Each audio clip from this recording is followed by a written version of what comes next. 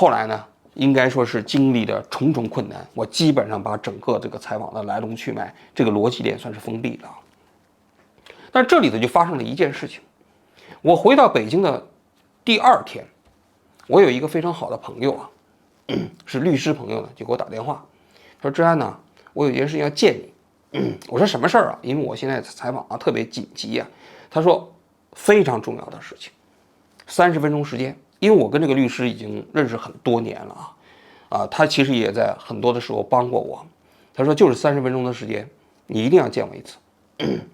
后来呢，我就约在我们家旁边的咖啡馆，跟他见了一面。见面的时候，他就跟我讲，他说你这个节目能不能不做了？我说那怎么行？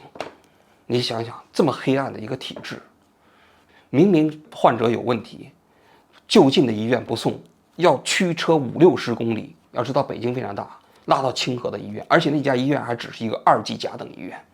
你想想，北京3级甲等医院遍地都是的这么一个城市，你不把这个病人送到那些大型医院，你送到那儿去，道理何在啊？多少病人就是在路上因为耽误了病情死亡。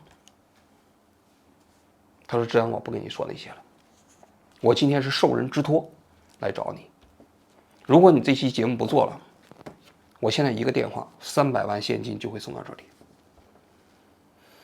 我们的老板说了，他说以后你出国去美国，你不需要买飞机票了，我们自己有私人飞机，可以直接把你送到美国去。然后这300万，如果你觉得不够的话，你再提。因为我来今天找你的时候，他已经授权了，他就给我打开了他的电话，微信里头讲，他说王记者有什么要求你让他提，他说你只要答应，你说吧，什么条件？我当时听完之后，我说我不能答应，因为我如果答应这个的话，我对不起那些我觉得那些死难的人，那些因为这样的一个不合理的制度就死的人。我觉得我良心上过不去。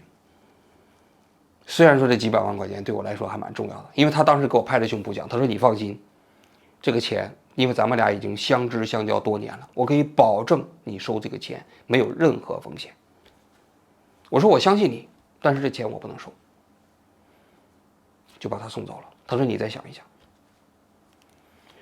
然后我当时就问，我说那张扬呢？他说我跟你讲，张扬我们在昨天已经搞定了。我当时一听大吃一惊，因为12月5号我不是去辽宁采访的张扬吗？我那天采访完张扬之后啊，就在张扬他们家饭店的包房里头啊，采访了另外一个患者。这个患者的经历特别悲惨，他的父亲就是因为被送到了999医院，耽误了病情，死在那里。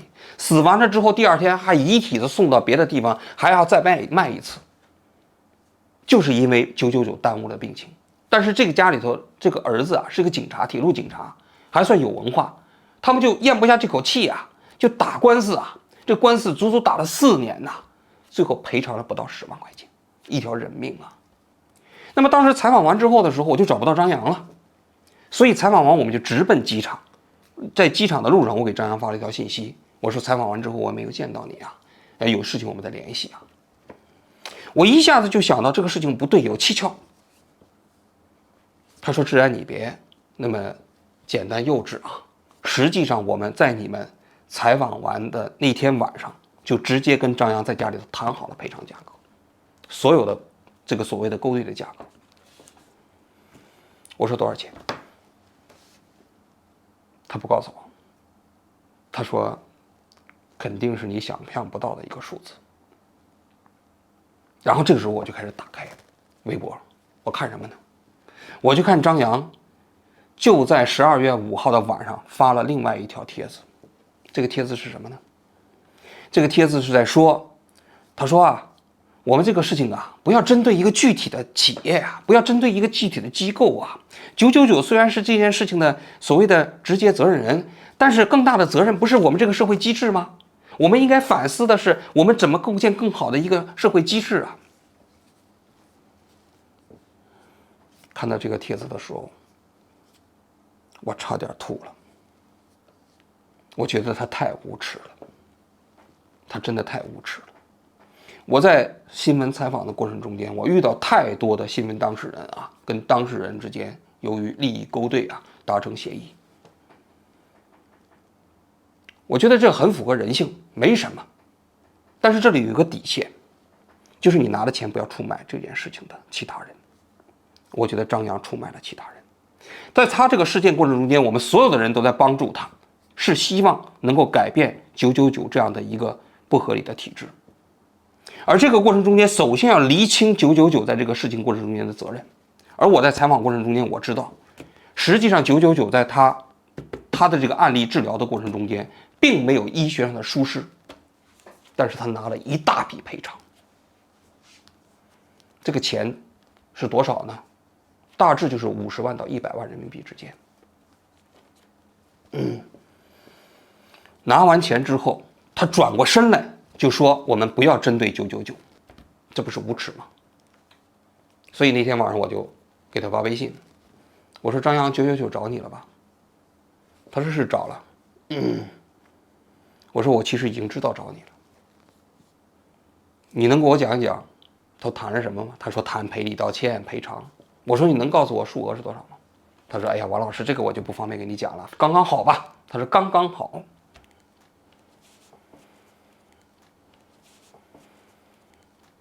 我真的是鄙视他呀！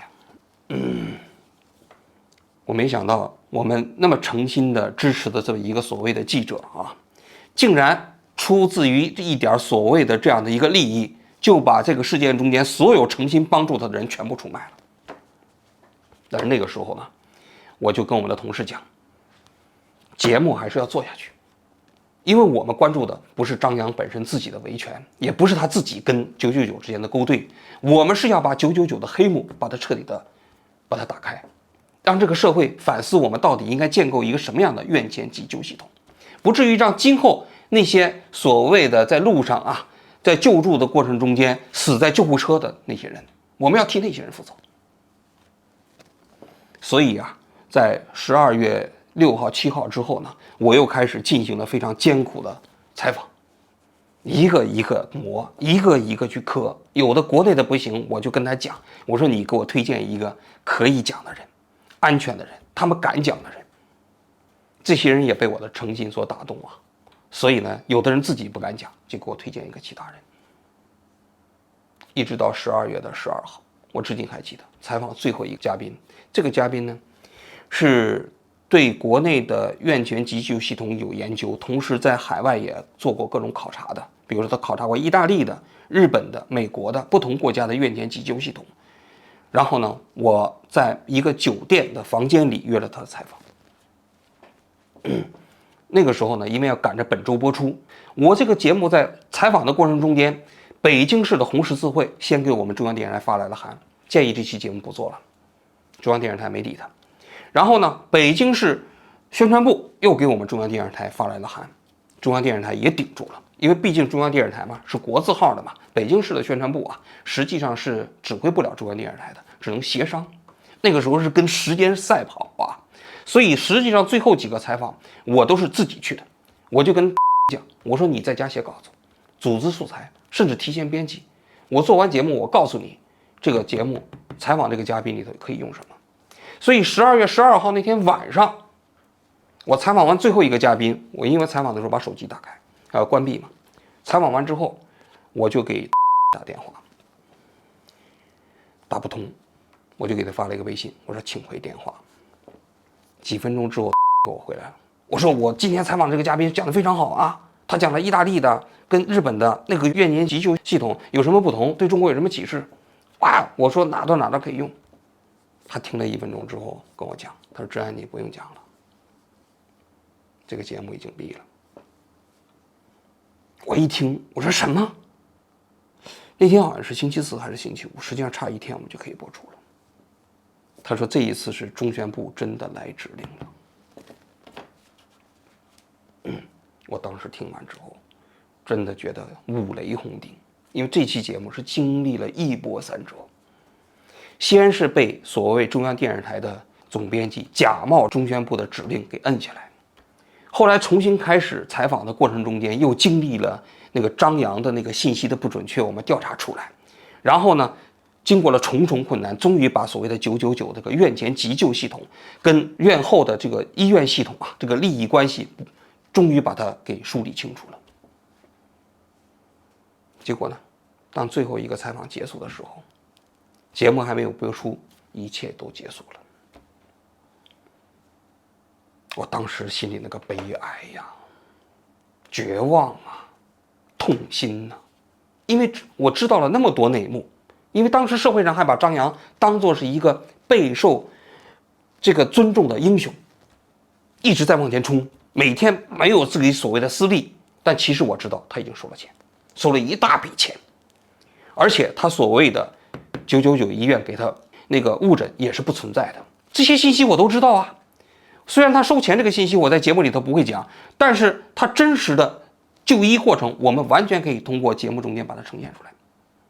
包括999的真实的那个利益纠葛也都采访清楚了，有知情人跟我们讲，有真实的跟999打官司的案例，所有的这个证据链条全都已经呈现清楚了。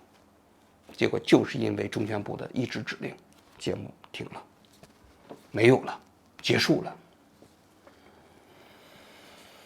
从那一天开始我就再也没有踏进中央电视台。我在12月12号那天发了一个朋友圈，我说我尽力了，无愧于心，无愧于历史，所有人将来都会接受历史的审判。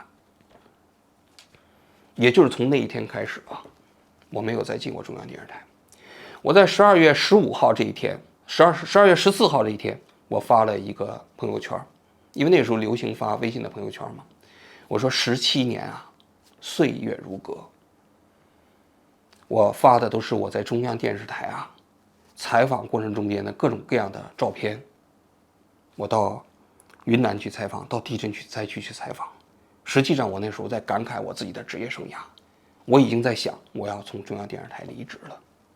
12月16号这一天，我又发了一个朋友圈，那朋友圈照片就有一张，就是中央电视台的出入证。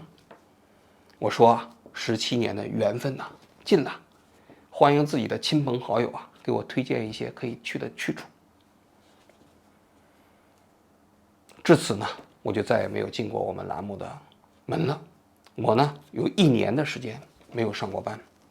说句心里话我们中央电视台对我还是不错的，新闻调查栏目对我也是不错的。在我没上班这1年没有人催过我，只不过我们制片人每隔几个月会给我打一个电话，说志安你是怎么想的？还是回来上班吧，栏目还是需要你我说我迈不过去这个坎儿算了吧。一直到2016年的12月份，我们制片人再给我打电话，他说志安，说句心里话不好意思因为领导也在反复催你呢，你看一下，如果你要回来上班，我们随时欢迎；如果你要是打定主意要离开，你就辞职吧。我就跟他说好吧，那我就辞职吧。我就在2017年的1月份给中央电视台的新闻调查栏目递交了一封辞职信。辞职信很快就批复下来了，因为要办手续大概办了差不多半个月20天的时间，因为我在中央电视台所有的栏目都要走一遍嘛。所以我正式从中央电视台离职的时候呢，是2017年的1月份。大家都知道我们局面栏目是2017年的5月份开播的但说句心里话，我离职从中央电视台离职的时候，我并没有做好做局面的准备。我那个时候从中央电视台辞职的时候，我不知道我下一站会去哪儿，我不知道，因为中央电视台这个平台总体来讲在国内还比较高，然后离开这个平台，我也不知道我能做什么。那个时候连生计都存在问题，我还至今还记得，我那个时候我曾经回过家，跟我父亲讲过，我想要离职。我父亲就反复劝我，他说你在中央电视台挺好的，不要离开这个平台，离开之后你能去哪儿呢？我说我咽不下这口气，我迈不过这个坎儿，不管将来能去哪儿，不管将来还做不做这个职业我首先选择还是离开吧。就这样呢，我觉得是从中央电视台离职了，这就是我从中央电视台离职的故事实际上我做局面呢，是在那一年的3、4月份才开始策划的，这中间有2个月的时间，应该说是倍感焦虑和煎熬。没有收入，没有确定性的一个所谓的职业的预期。那个所谓的心理状态，我自己想起来，跟我在这一次被封杀之后啊，在我做王队拍案之前的心理状态非常相似。我这个人的人生啊，每隔那么几年都会经历一次起伏，有职业的高光时刻就被打下来，然后呢，打下来之后呢，重新再爬起来，又做一件挺了不起的事情，然后高光时刻之后又被打起来。我算了一下，我其实已经3起3伏、4起4伏了。但是我今天回顾我当年离开中央电视台的那一刻啊，我不后悔，因为我觉得啊，我在那一刻啊，对得起我自己的职业良心，对得起我自己的职业操守。因为虽然我作为一个中央电视台的记者，必须服从中央电视台的那些所谓的纪律啊，但是毕竟我作为一个新闻职业的记者和人，我也有自己的底线。如果你迈过了这样的一个底线，我就接受不了了。说到底，我离开央视最重要的原因就在于此。好了，今天一转眼也说了这么多啊，也希望我这期节目啊能澄清有关我从中央电视台离职之后啊，离职的种种谣言吧，清则自清啊。当然，我相信啊，有些人呢还会不信，但是不信也没关系，让他们继续造谣去吧。好了，我今天就讲到这里，谢谢大家。